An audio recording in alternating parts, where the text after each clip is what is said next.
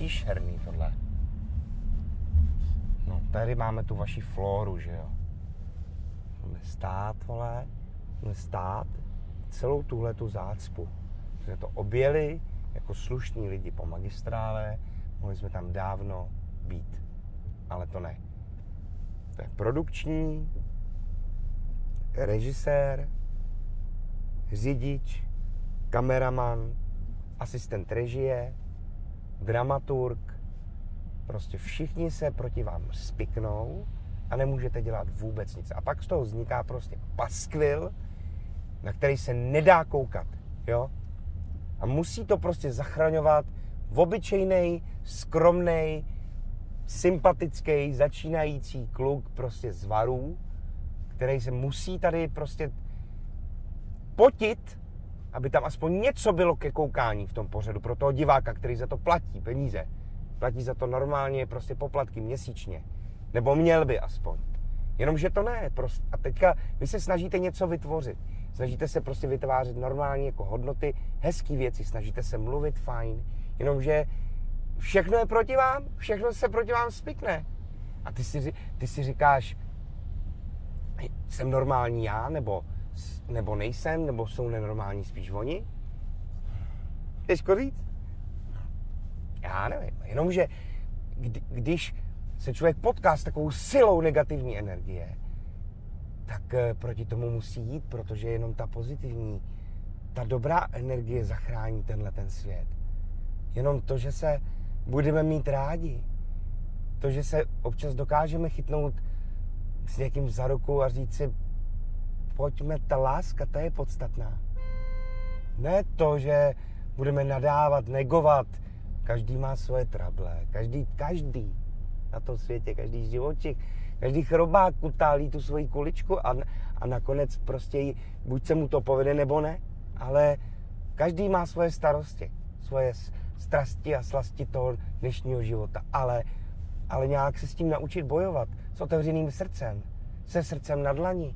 Tak, abychom mohli společně jít tím světem a usmívat se na sebe. Protože přece kabonění a durdění to nic nevyřeší. Nic. A tak si můžete zaspívat třeba. To je krásný recept, podívat se na nějaké výtvarné dílo pěkné. Aby to nahlížení na ten svět bylo pozitivní. Aby bylo pěkné, aby vám to ohřálo, jak si tu dušičku, nebo ten tukový cholesterolový obal toho srdce. Aby jste si broukali nějakou pozitivní melodii. Něco třeba Ach synku, synku, nebo Okolo Třeboně, nebo U Panského dvora. Jsou takové pěkné, hezké písničky. No, tak pak se samozřejmě může stát, že někoho přejdete, ale pak si zaspíváte tu písničku a ta písnička ta vás zase rozsvítí. Ta vám udělá dobrý den. Bude to opravdu něco pěkného, co zažijete.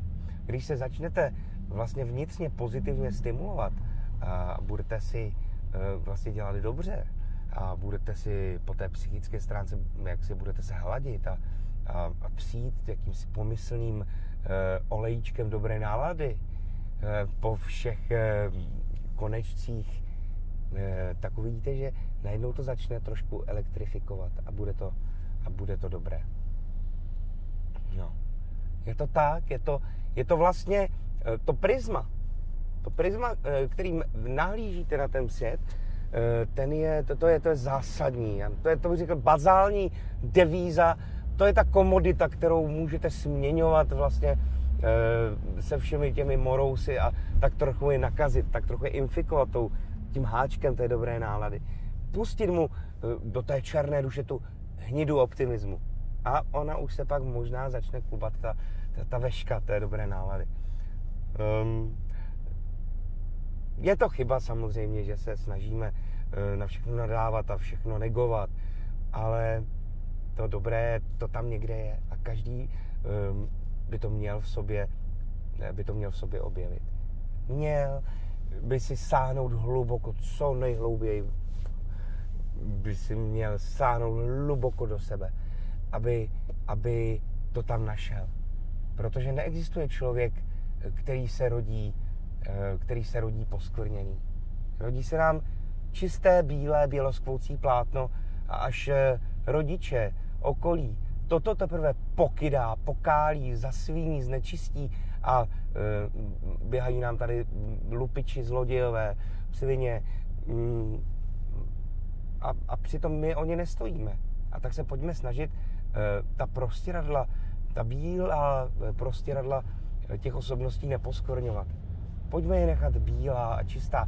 To je kreten, ty vole, ten s tím Loganem, se tady postaví dement jeden, vole!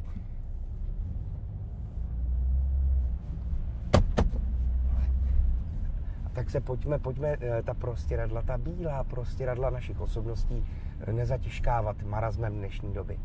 Buďme na sebe hodní, vstřícní a všichni se potkáme v té jedné velké nádobě, v tom rybníce, který si říká optimistický, veselý svět a žije tady na této naší modré planetě a mějme ji rádi a mějme rádi sebe a tím končí naše relace odtud z našeho pozitivního vagónku, který si říká televizní taxík. Mám vás rád, váš Aleš Háma. Ahoj.